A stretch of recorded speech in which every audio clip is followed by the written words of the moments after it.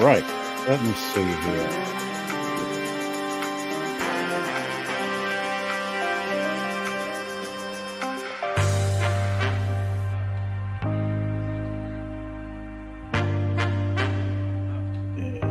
All right. Where am I? I think I am about ready to get going here. Let's have a look at this. I'm going to do this, this, and this. This all looks good. All right. I believe I am set. I managed to get that off just in time. My start times are being pushed later and later, I find. So originally, I keep intending to start at 2 o'clock. Then 2 o'clock became 2:30. Then 2:30 became closer to 3. But that's how it goes sometimes. I'll be lucky if I ever have a set start time on my live streams. As you can tell by the thumbnail, I am continuing. This is part 2 of the 4th of July comic book haul. It stems from all the sales I took advantage of over the 4th of July holiday. It seemed like everybody was having some sort of sale or whatnot here and there. Quick drink here to get set. And that was a perfect time for me to take advantage of some sales here and there to fill in the gaps from some mini series I was lacking a few issues of here and there, whether it was House of M or today's live stream will be Longshot. I'll call it a look at Longshot. Kind of an odd little mini series that came out from 1985 to 1986. Purchased them new at the time.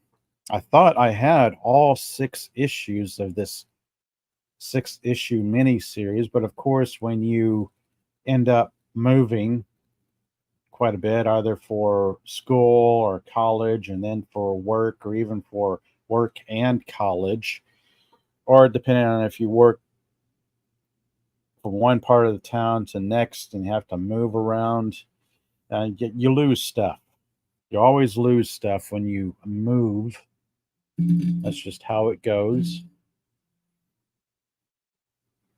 And of course, let's see here. What to do? Yes, want to click on that. And then I might as well start my camera at this point. Here we go. As I straighten up my desk here, we're having a look at Longshot issues 1 through 6. And they were well read, in fairly good shape, even though I read these and read these and read these over and over again. Like I said, I had all of them, then I misplaced issues 5 and 6, so I had to find issues 5 and 6 to complete the set once again.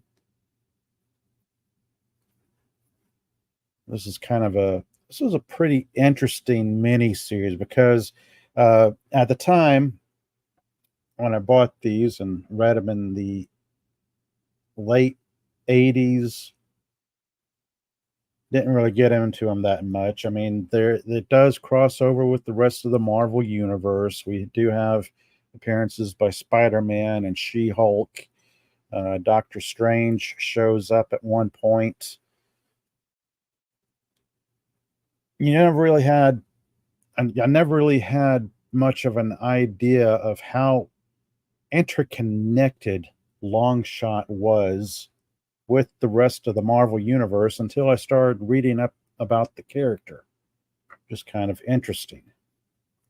And in typical Marvel Comics fashion, the character interconnectedness, if you want to use that word or what have you, kind of talk about how he is interconnected to all the other X-Men and mutants and whatnot. Let's see. Well, before I get into the books themselves, I was trying to make up show notes, but of course, I find myself going back to. Let's see. What I want to pull it up here. No, well, I don't need to pull it up. I'm going back to marvel.fandom.com, their Wikipedia, because that's just as good as any show notes I can come up with. But I will be referencing them, so I'm going to give them a mention as I adjust my microphone here over my desk. All right, the big takeaway from Longshot is, of course, he's a member of the X-Men. He's connected to the mutants, the X-Men mutants. Uh, it introduces Mojo, the character Mojo, the ruler of the extra dimensional and extra temporal realm called the Mojo Verse. So Mojo Verse, Mojo World.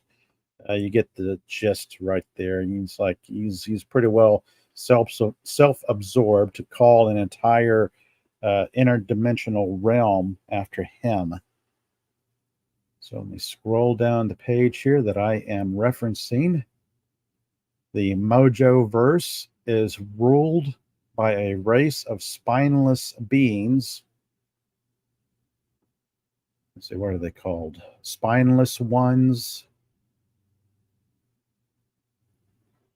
My goodness, the Wikipedia, the Marvel Wikipedia entry is pretty in depth.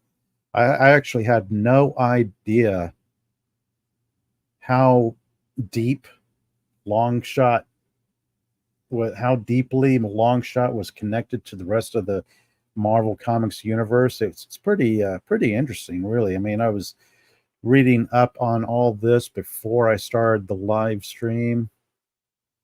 Let's see. Okay, reading from marvel.fandom.com. The Mojo Verse, being ruled by a race of spineless beings, a race was slowly driven insane by waves of energy from another space-time continuum that somehow was scattered throughout their timeline. This Wikipedia entry says these waves of energy were television signals. So yes, our TV somehow propagated itself through another continuum and drove a alien race insane. So yeah, TV does drive you insane. And according to Marvel Longshot, that's how Mojoverse sprang into being. So kind of convoluted there with that, but yeah, that's the strange origin of the Mojo verse, the Mojo world, and how the spineless beings became rulers over their domain. As the marvelfandom.com entry continues, Mojo, the ruler of Mojoverse and Mojo World, being one of the spineless beings or spineless ones, they created a race of beings or slaves to do all the physical labor for them, since they themselves are essentially, well, let's see if I can find an image. Let's see. It does go into some of this, but I want to get some of the backstory out of the way before digging into the comic books, because the backstory was pretty interesting. There's a lot going into these books even before you actually start reading the book. So here we go. So you get an example of Mojo, or a picture of Mojo on his homeworld. This is all revealed in the books by flashbacks by Longshot.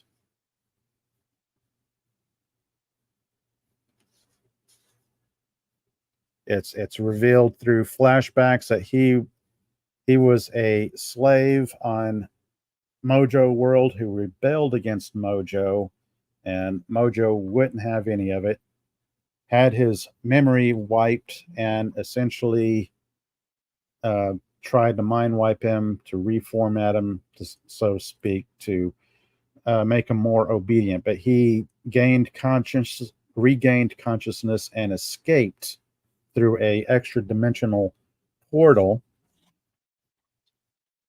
And this leads to the first issue. With the first issue, A Man Without a Past, we have an amnesiac Longshot escaping through a portal, winding up on Earth, being pursued,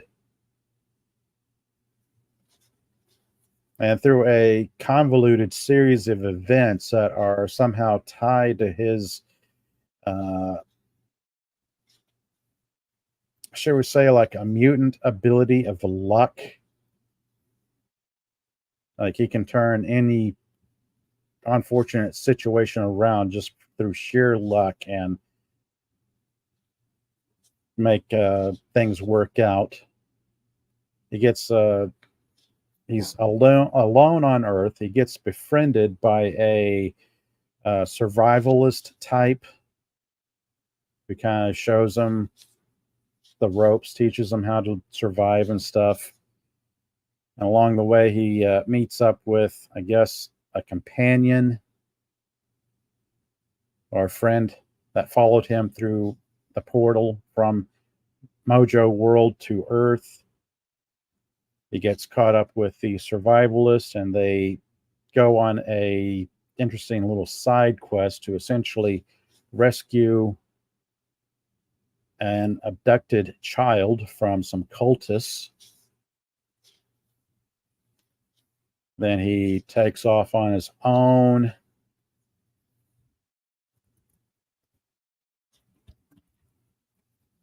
So that's essentially everything that happens in the first issue.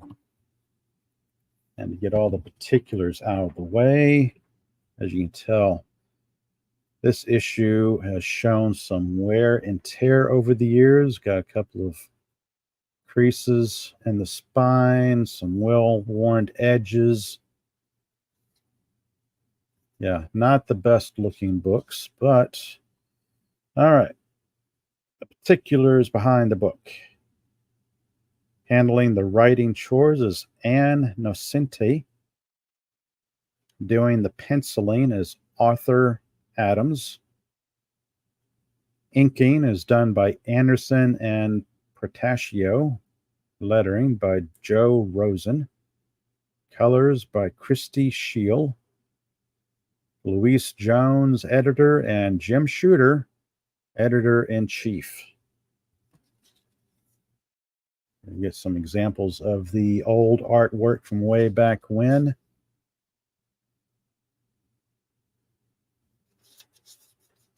Good old newspaper print type paper. Get these crazy ads from the 80s. Not quite as crazy as the ads you find in comic books from the 70s, but still, they're pretty memorable.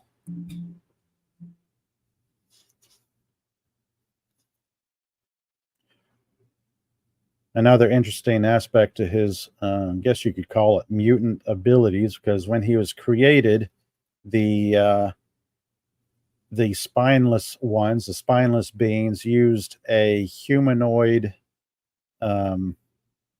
geneticist or scientist to create the race of slaves for them, and unbeknownst to the rulers, the geneticist, the scientist, imparted some abilities to the beings he created. Longshot was one of those, with some special abilities like the ability to control luck or make use of, I guess you'd call it a luck factor. Let's set this right there.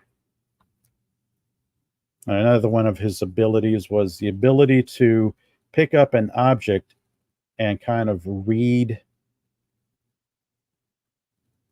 the past that was associated with the object.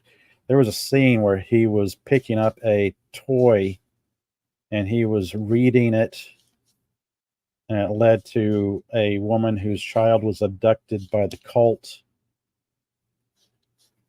Yeah, right here. He was going over the toy. He was like, he'll read the doll's past and future. Then he gets the gist of it.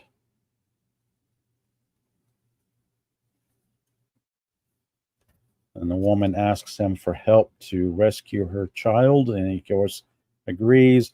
He leaves everything at the end of issue 1, gets into issue 2, where he hops from train to train, traveling the country, and accidentally hops the train and gets into a movie set or a movie production where he is quickly hired on as a stuntman because of his physical ability and his ability to use his luck factor. I don't know what else to call it. Luck factor. He meets the film crew making the film, gets hired on as a professional stuntman, meets the stunt people and a potential love interest named Rita.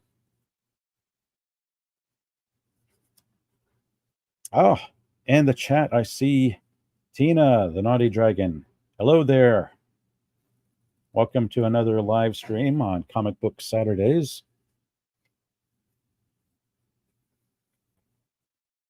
So, of course, they hang out a bit. They have a little bit of fun.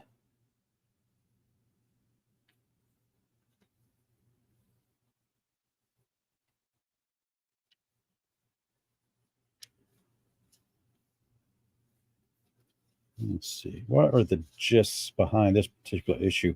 Nothing really going on except they're filming a movie. There's some mishaps.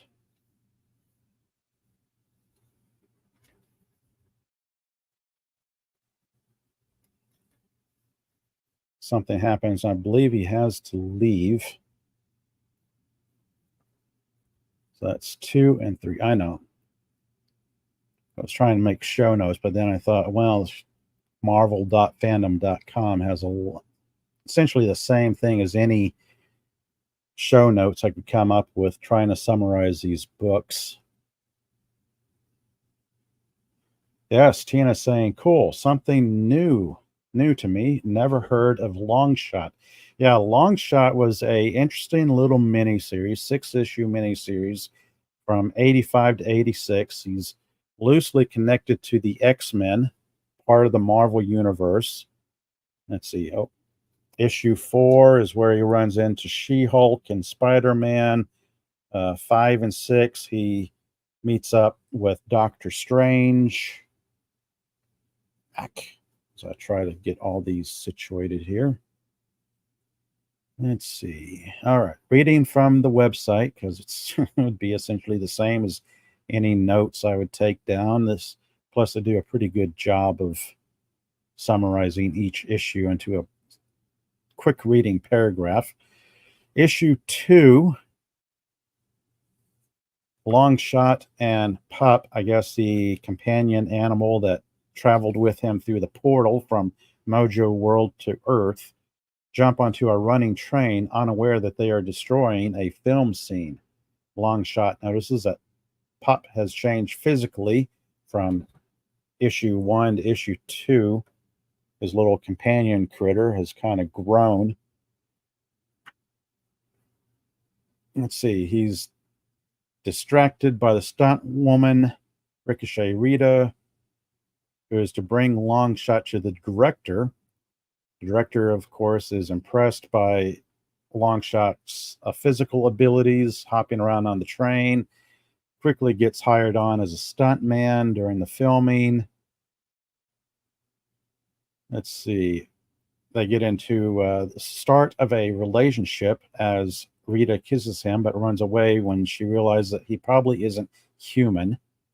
Moments later, a Longshot is attacked by the demons who are struck between the worlds because he was followed by some, uh, let's see, bounty hunter types from Mojo World to Earth, trying to track him down and bring him back or dispose of him before his rebellious nature influences the slaves on Mojo World.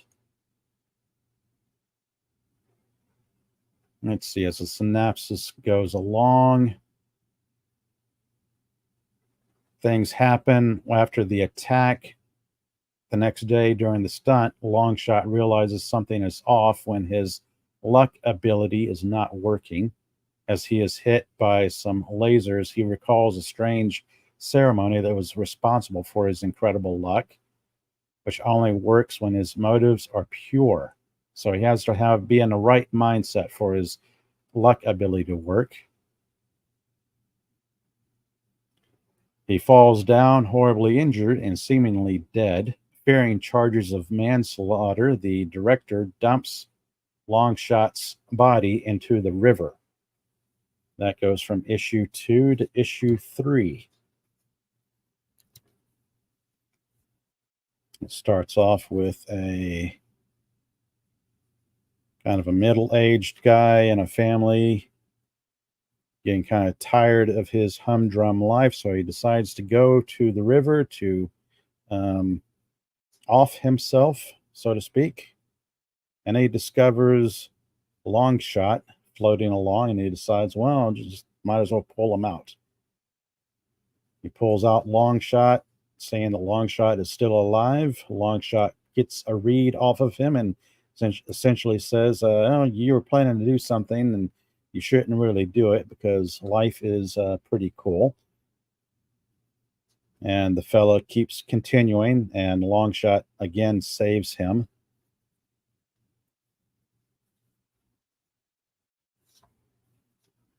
It's like he gets more flashbacks. Longshot gets more flashbacks of his previous life before they wiped his memory. Before he escaped to Earth through the portal after his memory was wiped.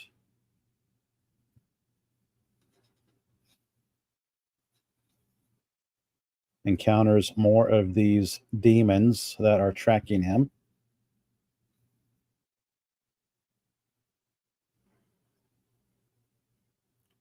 We're introduced along the way to a character who works for Mojo called Spiral, a six-armed humanoid who has the ability to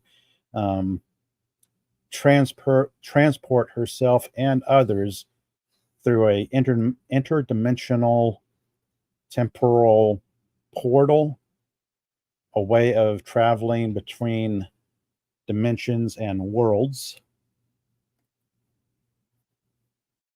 Yes, Tina's saying, man, I hate it when they think I'm dead and dump me in the river. Yeah.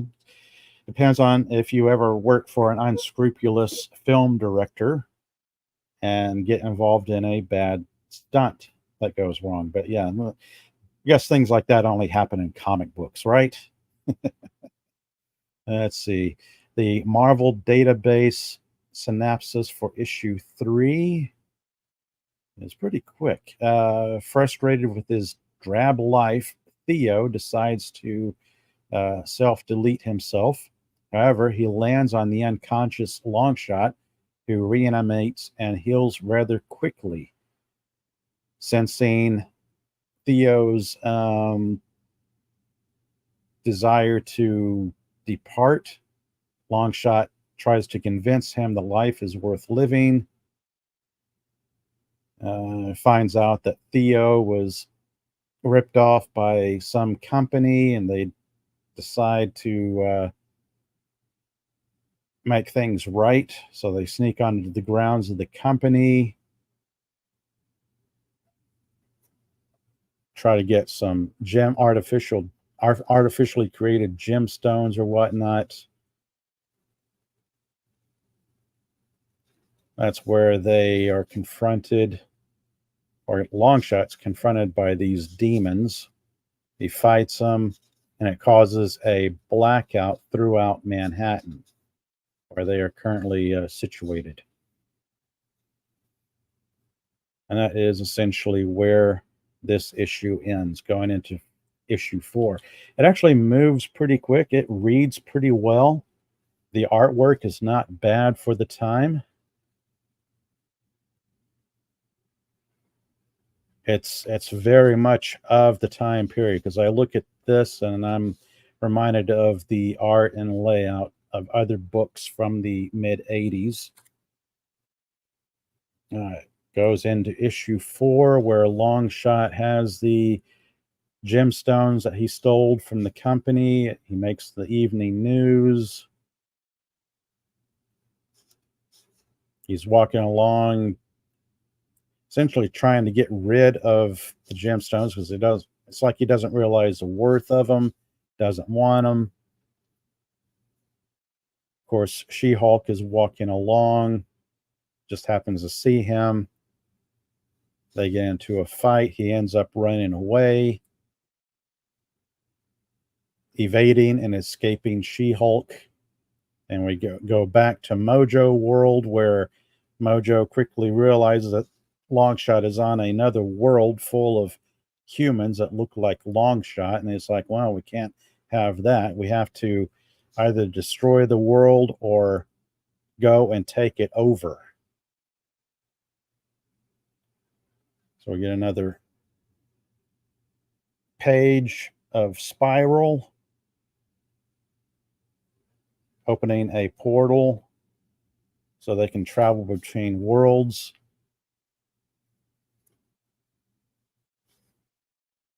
We get more of She-Hulk fighting Longshot. Then Spider-Man shows up. He's able to hold his own against both She-Hulk and Spider-Man, which is pretty impressive. Then we go back to Rita. And she is essentially, at the end of this book, Rita, his love interest from the film crew stunt people, essentially gets kidnapped by Mojo and taken back to their world. We get some background on the Mojoverse and Longshot slowly getting his memories back. He had actually started a rebellion on Mojo World, but they quickly squashed, and he was mind wiped.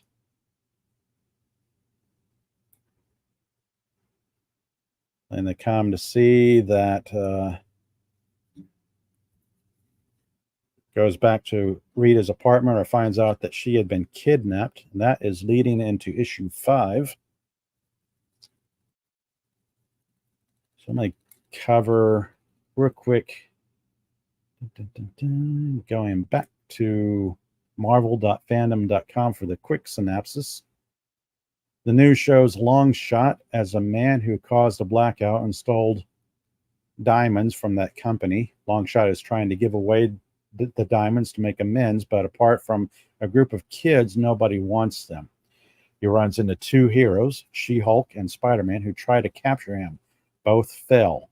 Once Longshot focuses his luck, but both foster him in the belief that he can no longer know what is real. So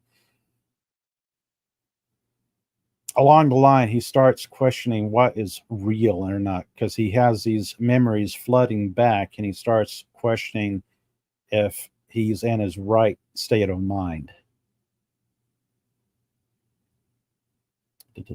As the synopsis continues,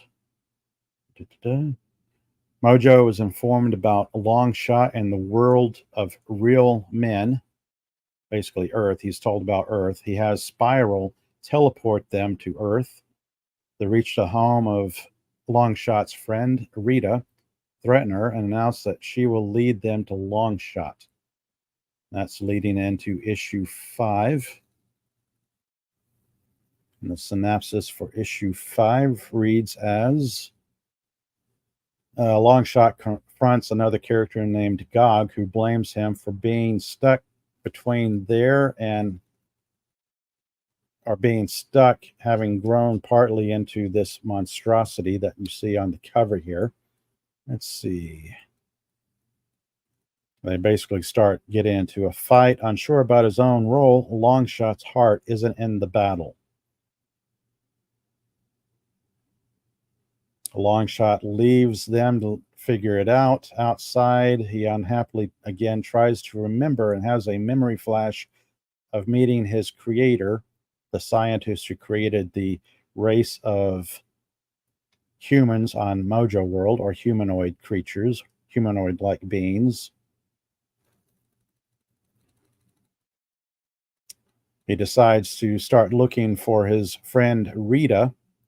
Rita, in the meantime, has been kidnapped to another dimension by Mojo and Spiral and slowly being driven mad by the trip, as they essentially subject her to the, yes, traveling through the portal, which is pretty rough on humans, essentially driving her mad. DJ Ronnie G in the chat. Hello there. Yes, this is Longshot. This is also where Doctor Strange shows up, because essentially Doctor Strange shows up, meets Longshot. Longshot tells him what's going on, and Doctor Strange kind of looks at the mess being left in the wake of all the stuff following Longshot and essentially says, you should clean up your own mess. Like, look at all the chaos that's being caused by you just being here and all these aliens from another dimension chasing you. Like, you should really take responsibility. Yes, yeah, you get a shot of basically like I don't know what you call it, a galleon traveling through the portal between Mojo World and Earth. You have Spiral tying up Rita to the ship. That pretty much drives her mad through the trip.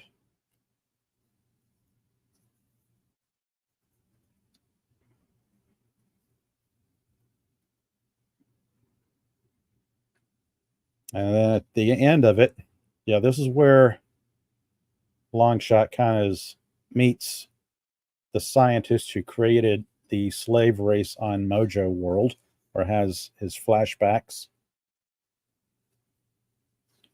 We slowly get to a point where Doctor Strange and Longshot talk. Longshot decides, oh, okay, I should take responsibility and take charge of the situation. So they essentially team up and go into issue 6, which is a giant-sized issue because you got a lot to wrap up, surprisingly. Reading up on these earlier today and kind of reading up on Marvel.fandom.com, looking at their own little Marvel wiki, I had really forgotten how deep this character went into the Marvel universe and how connected he was to the rest of the characters. His connections to the X-Men were later on after this series.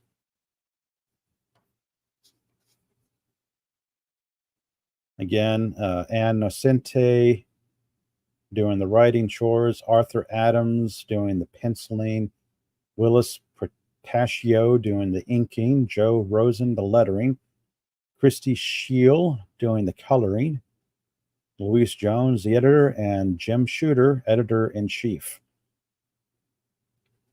And we get a pretty good shot of Mojo himself, the ruler of Mojo World, one of the spineless beings, basically blobs that can only move around on chair-like apparatus.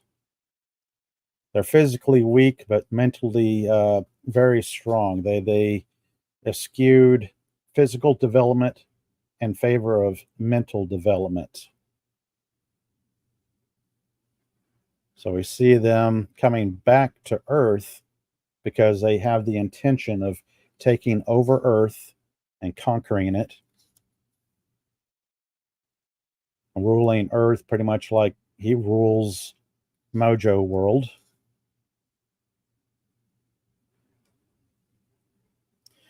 We get a shot of Rita back on Earth. She's found by Longshot. Longshot sees the trauma that she was subjected to.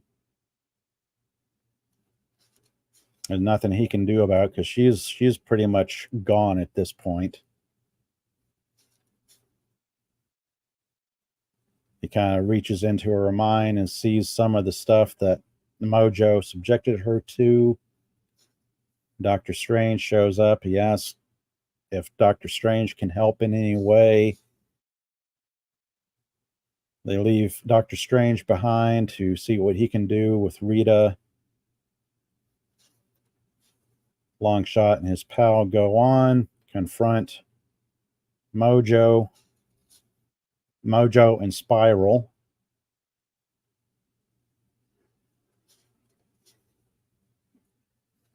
You go through. Let's see. You get some backstory on Mojo's intention. A little backstory on the character of Spiral. It's kind of revealed that in an alternate timeline, Spiral is Rita, who was kidnapped and mutated by Mojo, given the ability to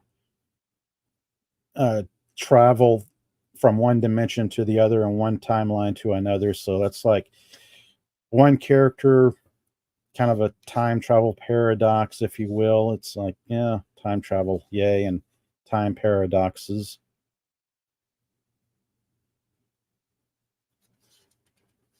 So yeah, Doctor Strange shows up with Rita, who is recovered at this point, and joins a fight. She starts fighting Spiral as Longshot starts fighting Mojo directly, as Doctor Strange opens up a portal back to Mojo World.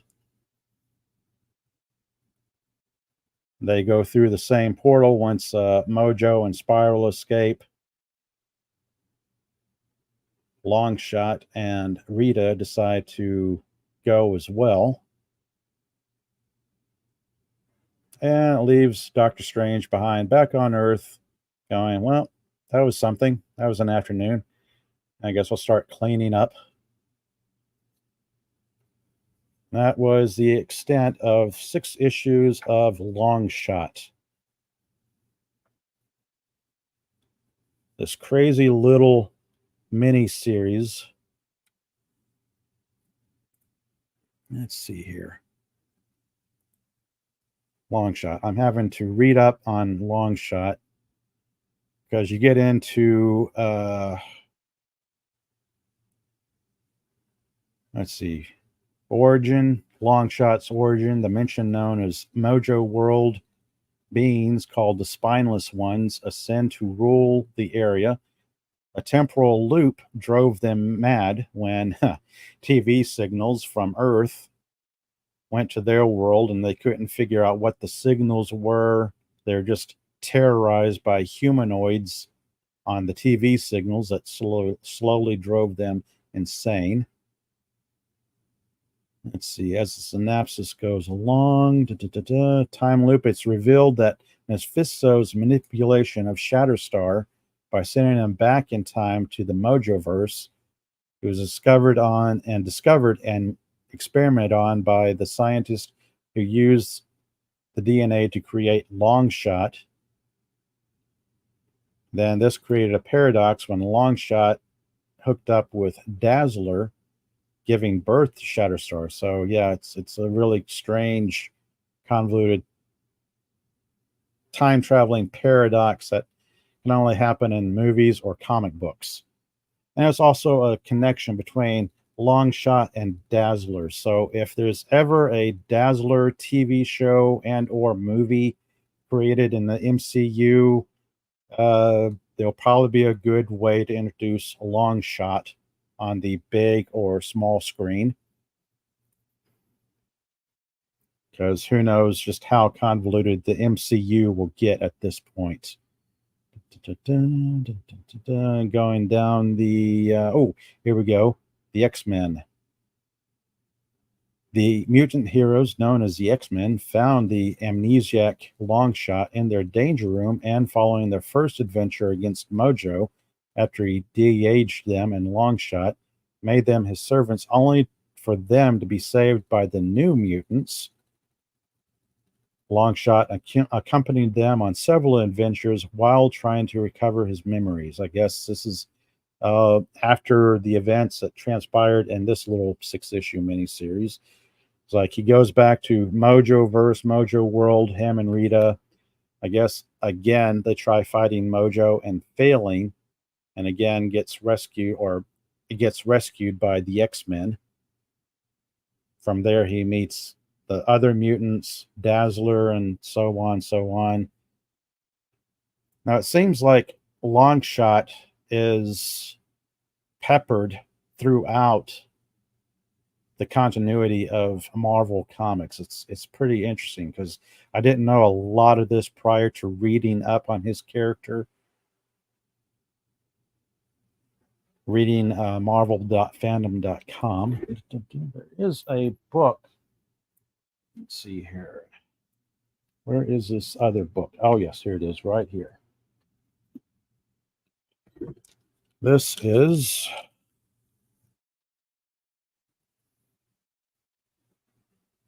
Marvel Comics Longshot.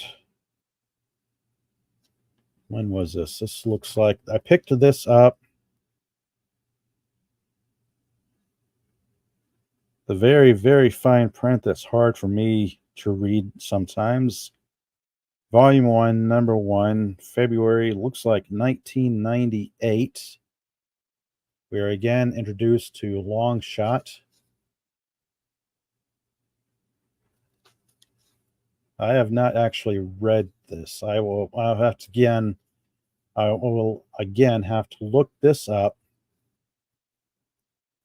see what this is about, because I'm guessing this happens after the events of the miniseries, of course. The events after he gets beat up, mind wiped, and thrown off of Mojo World again.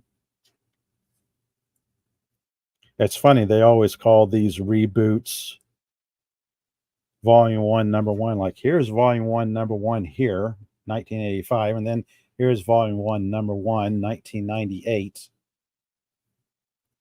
But yeah, it's crazy. The character, pretty fun. I mean, it's different for Marvel at this time, I guess. Going to be interesting if the MCU ever brings this character into the cinematic or TV universe. It depends on how long Disney can keep the MCU going. I have not actually watched Deadpool and Wolverine yet, so I'm pretty much looking forward to that when I do get a chance to read it. Yeah, this is Longshot. DJ Ronnie G says, yeah, seems fun enough. That was a pretty fun little mini series. I kind of enjoyed reading it. It was fun watching Longshot get used to Earth, run into other people,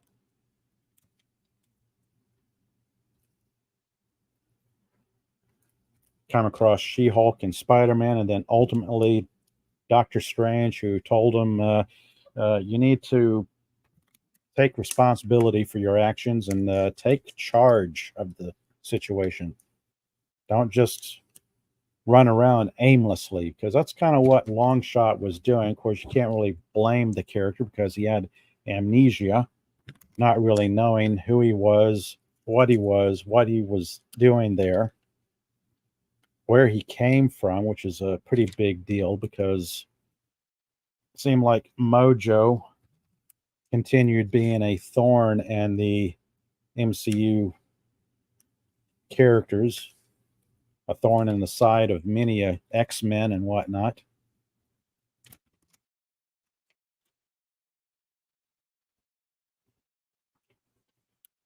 These books are not in the best of condition, but of course, being a kid way back when, you really don't care about what condition the books are. You just want to read them and enjoy them. It's just something about how new bags can make cover art pop. That's a pretty dynamic scene right there. She-Hulk and Spider-Man. Then Longshot, number 3. One of the odd Marvel miniseries from the mid-'80s. Him and his girlfriend Rita on the set of the movie before he gets in an accident and the director thinks he's dead and chucks him in the river. Then the introductory issue. I may look for these in better condition, because if the MCU doesn't collapse completely, if Disney manages to come back from the debacle that is whatever it is they're on, I forget, phase 4 or phase 5 of the MCU, if they get around to this character and get around to, say, Dazzler and some of the other X-Men characters, I don't know, these books could be worth something. One of the few times I actually look at a book and think, well, maybe this has potential collectible value. Normally, I just grab some books, read them, and enjoy them. Don't really care about the collectability or the value of them.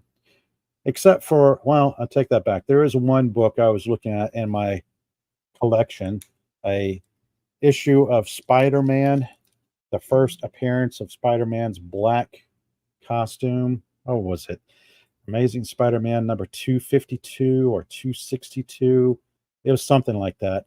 As like one of the few books I have in my collection that I actually thought about sending off being graded and slabbed. That's like the only book. Not even my Star Wars books I would consider doing that too. But that Spider-Man, that had some value to it. So let's see. What else do I have here? Oh, yeah. My last live stream, I kind of touched on, let me move these to the side because I'll touch on some independent publishers. Set these right here so my camera doesn't freak out. Let's see. All right. So, last comic book live stream, I was chatting about this set of books I picked up called Ninja by Eternity Comics. I have not looked through this set yet. This is one of the comic book finds I found on eBay, going pretty reasonable. It's unfortunately it's an incomplete set. I'm missing issues 10 and 11, so I'm going to be looking for issues 10 and 11 to check this series out to see what it's like. I've already read the first couple of issues. Seems pretty interesting. Seems like it might be a fun read. A young woman gets taught martial arts by her grandfather. She goes from a teenager to 20-something. Decides she wants to find purpose in her life, so she joins the U.S. Army and goes through basic training and all that. And she quickly goes from one part of the army to another when, I guess, the higher ups decide to use her martial arts skills and put her on special missions and whatnot. So this is like espionage type stuff. It reads pretty well. I'm looking forward to finishing the series and sharing this on a future live stream. But this Eternity Comics is not around, of course, not around anymore, of course. So this kind of got me interested in looking up some obscure comic books I've had over the years. You know, when you do long box trades or whatnot, or just get like some oddball books, and um, or you buy like a mystery bag full of comic books here and there, you get some very strange books. So I've got a few here that I'm probably going to look into and see what they're about. This is Mars issue 1 by First Comics. Got issues 2. What is this? And issue 3. So 1, 2, and 3 of Mars by First Comics. Have no idea what that's about.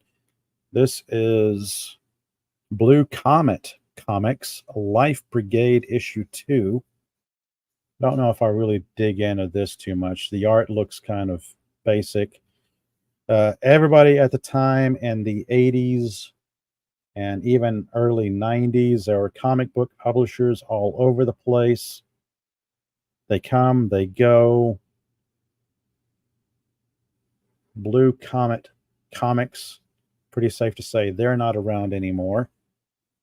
And another oddball, obscure book I came across is Port issue 1 by Silver Wolf Comics.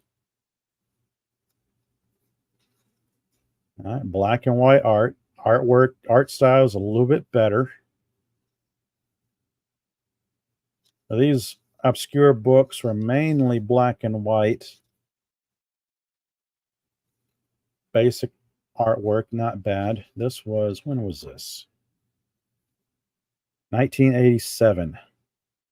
Silver Wolf Comics. I had looked up Silver Wolf Comics at one time, and they had lasted all of 5, maybe 6 years, put out a handful of titles, and their little Silver Wolf universe.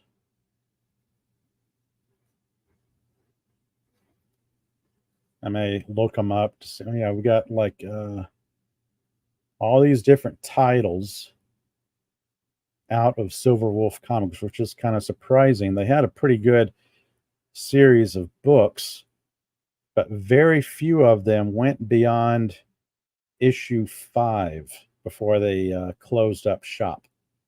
Port, the book I have in my hand right now, Port only had 2 issues.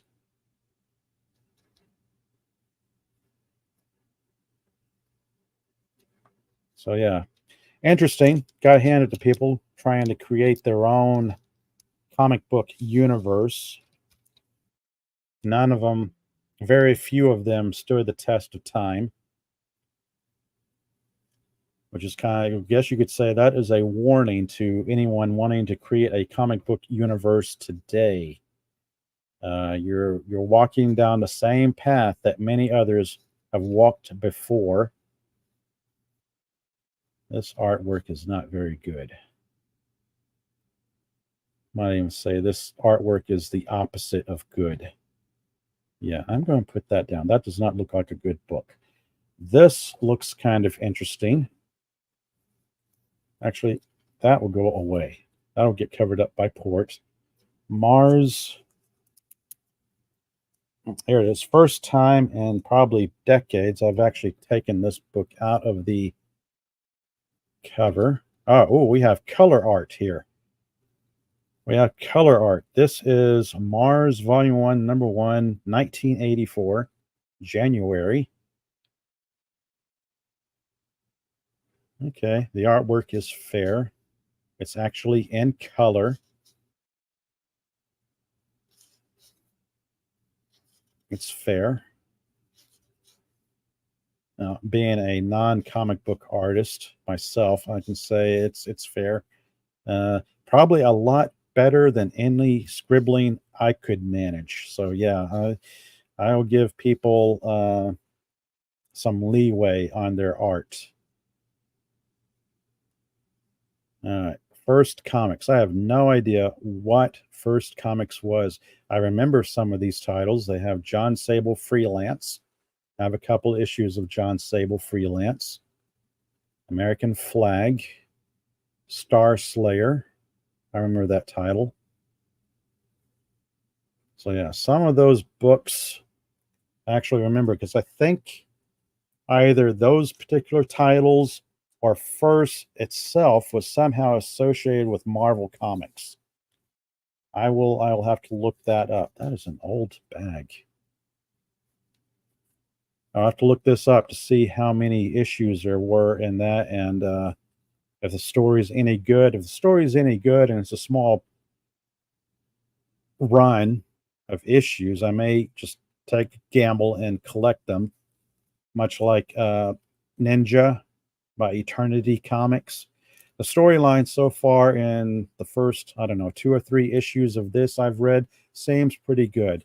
And the artwork, even though it's black and white, is really good. That's pretty decent artwork for a smaller publisher. And these covers, these cover images, this is really neat. I mean, that really speaks to the adventure going on inside the books themselves. So Ninja will probably be a pretty good story to it. Something like a spy type espionage sort of thing. Mars could be interesting. Anything by Silverwolf, I'm guessing will be iffy because what little I read about Silverwolf wasn't very good. And this, probably the less said about that, the better, I'm guessing. But anyway, Life Brigade. Life Brigade. That's going far, far away.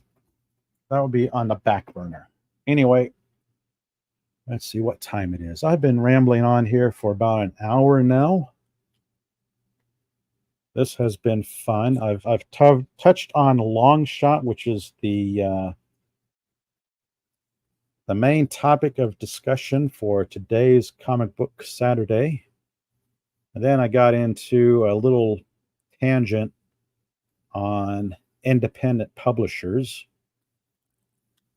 Some I'm kind of curious about, some that I'm probably going to enjoy once I finish the series.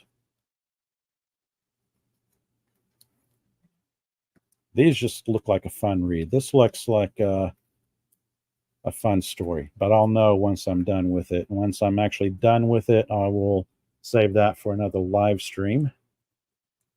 Mars, and anything by Silverwolf, that would be a back burner. Those would be for those are back burner books. Those are what I'll look into sometime in the near or far future. Yeah, Tina the Naughty Dragon. Ninja looks really interesting. Yeah, it does. Like I said, I'm in like 3 issues into the story, and it's pretty fun. It's like a young woman, late teenager, early 20-something, wants to make something of her life, gets trained in martial arts by a granddad, joins the army, goes on missions. At issue 1 kind of starts off with her in the office of her commanding officer 6 years on, talking about re-enlisting, and then it goes into flashbacks on her previous missions. So just going by the cover art, these look like they might be really fun.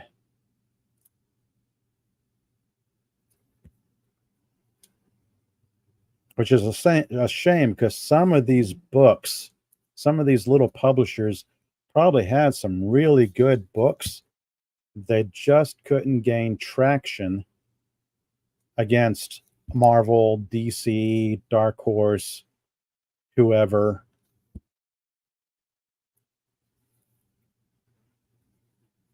Eternity Comics. Some of these publishers. Oh, Comico. I remember Comico as well was a older publisher that did Grendel and Mage and some other books. They're no longer around, of course. There's checking my cell phone there. So let's see. I'm going to wrap things up here. I've kind of gone as far as I was intending to today, sharing Longshot, discussing the interesting character Longshot and the story behind him. And, well, Volume 1, Number 1, Volume 1, Number 1. And it's probably something I'm going to have to read up on to see how far he is interwoven with the rest of the Marvel Comics universe. As far as collectability goes, for anyone out there who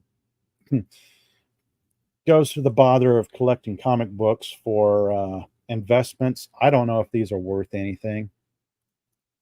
I enjoyed reading them. They were fun back then. They're fun rereading them earlier today and earlier this week. Then I had to complete my set because I had the first 4 issues, and I was like, well, somewhere I had misplaced issues 5 and 6 over the decades. I recently picked these up on sale over the 4th of July holiday weekend. So yeah, enjoyable, pretty enjoyable so far. Part of me always leaves room to be disappointed, though. So cautiously optimistic on Ninja, but it's going pretty well 3 issues into it. So let's see here. I want to go here and what do I want to do? I want to do this. Aha! There we go. Yes. Nope. There it is. I'd actually been on a little hiatus for over a month from live streaming, so I'm having to remember what button does what. And there's not very many buttons, so it shouldn't be as confusing as it is. Let's see. Yeah, going over an hour so far. Getting back into the live streaming thing, getting into the swing of things, doing live streams.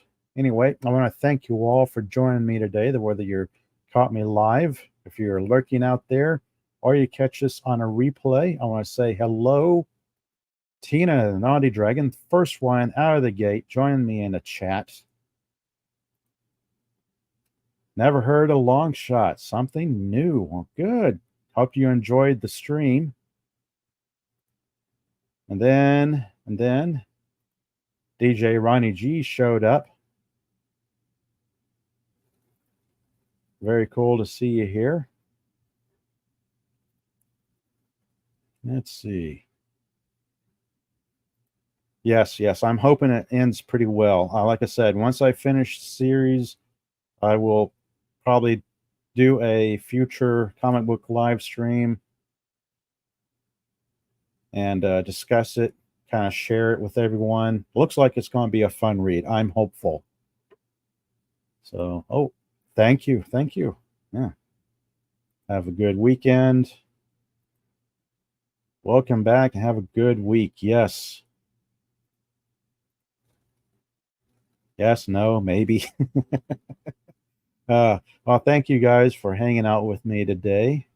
Good having you guys in the chat, and thank you all for joining me today. Let's see. Saturday, this day is still young, so go out and make something of the rest of the day. It's a great Saturday. The weather's pretty nice. Well, I guess depending on where you are. It's either nice, rainy, or unbearably hot. But anyway, have a great rest of your day, rest of your weekend. And until next time, everyone, see you all later.